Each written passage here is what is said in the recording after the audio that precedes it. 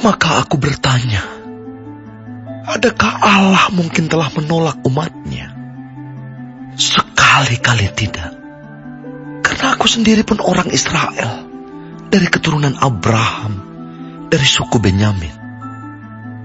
Allah tidak menolak umatnya yang dipilihnya.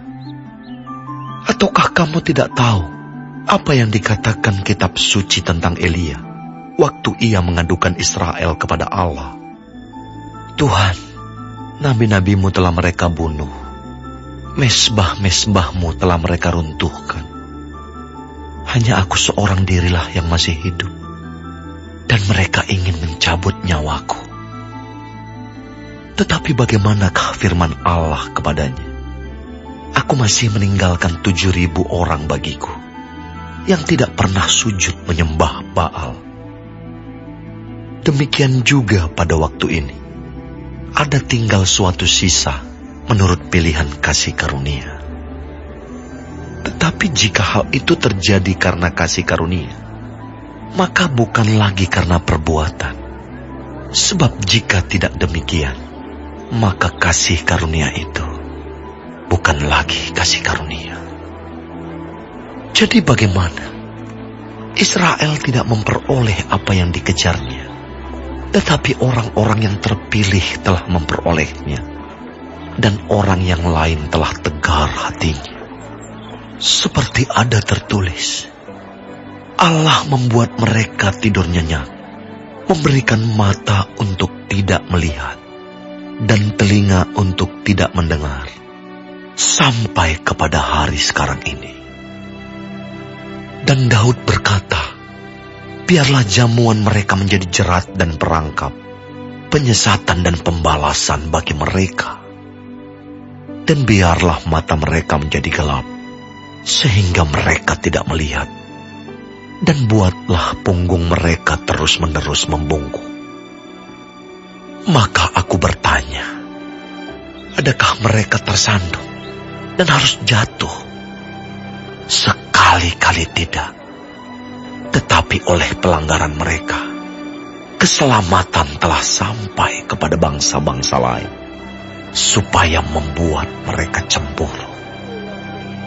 Sebab jika pelanggaran mereka berarti kekayaan bagi dunia, dan kekurangan mereka kekayaan bagi bangsa-bangsa lain, terlebih-lebih lagi kesempurnaan mereka.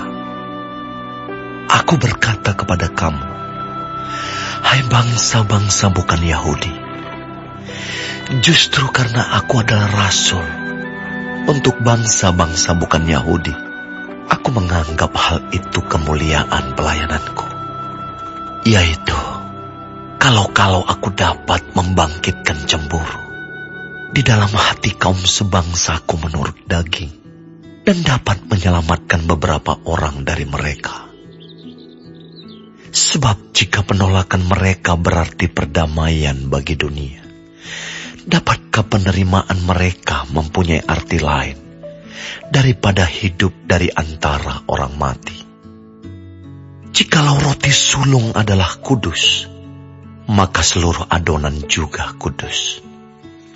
Dan jikalau akar adalah kudus, maka cabang-cabang juga kudus.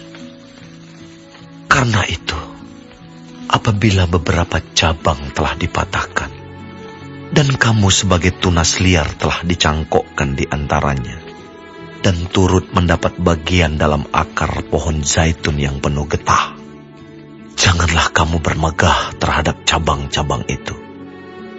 Jikalau kamu bermegah, ingatlah bahwa bukan kamu yang menopang akar itu, melainkan akar itu yang menopang kamu.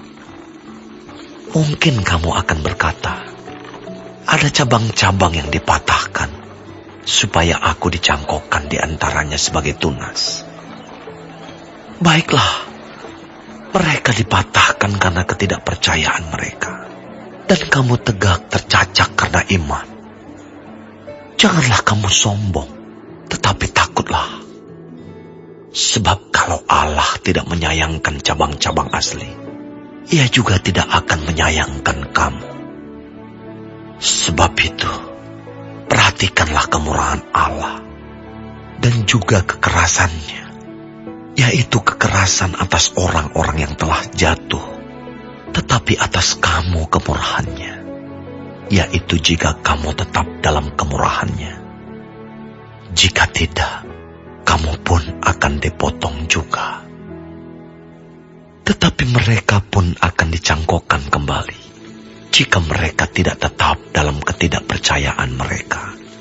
Sebab Allah berkuasa untuk mencangkokkan mereka kembali. Sebab jika kamu telah dipotong sebagai cabang dari pohon zaitun liar, dan bertentangan dengan keadaanmu itu, kamu telah dicangkokkan pada pohon zaitun sejati. Terlebih lagi mereka ini, yang menurut asal mereka akan dicangkokkan pada pohon zaitun mereka sendiri.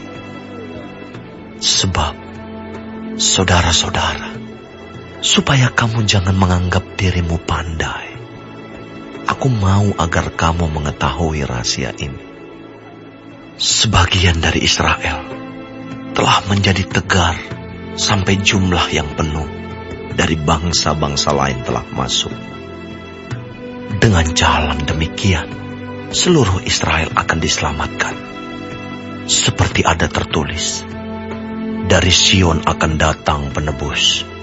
Ia akan menyingkirkan segala kefasikan daripada Yakub.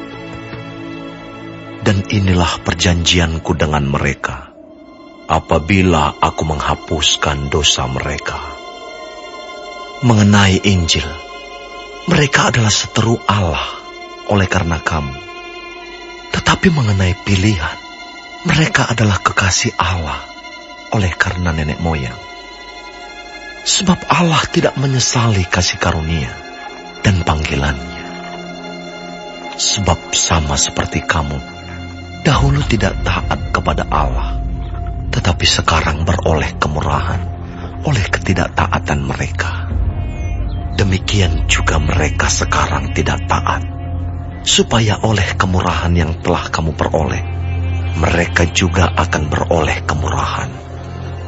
Sebab Allah telah mengurung semua orang dalam ketidaktaatan, supaya ia dapat menunjukkan kemurahannya atas mereka semua. Oh, alangkah dalamnya kekayaan, hikmat, dan pengetahuan Allah. Sungguh tak terselidiki keputusan-keputusannya, dan sungguh tak terselami jalan-jalannya. Sebab, siapakah yang mengetahui pikiran Tuhan? Atau siapakah yang pernah menjadi penasihatnya? Atau siapakah yang pernah memberikan sesuatu kepadanya, sehingga ia harus menggantikannya? Sebab segala sesuatu adalah dari Dia, dan oleh Dia, dan kepada Dia. Bagi Dialah kemuliaan sampai selama-lamanya.